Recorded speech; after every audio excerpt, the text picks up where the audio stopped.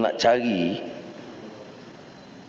keuntungan politik sempit bukan masanya.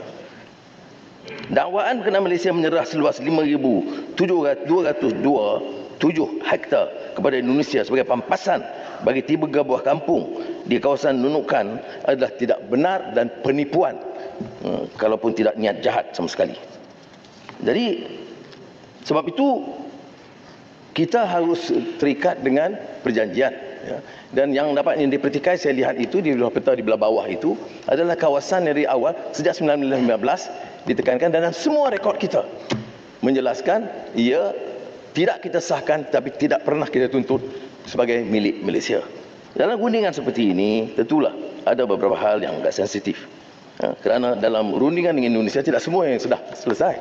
Umpamanya isu 5 kawasan sempadan darat, kawasan intertidal di sektor Sabah, Kalimantan Utara, 4 kawasan outstanding boundary problem di sektor Sarawak, Kalimantan Barat yang masih dalam proses perundingan antara kedua-dua negara, maknanya belum dimuktamadkan. Sebab itu kenyataan-kenyataan kita harus berhati-hati dan berhemah. Kalau nak cari keuntungan politik sempit bukan masanya, bukan untuk korbankan kepentingan Malaysia atau korbankan kepentingan hubungan baik di antara dua negara.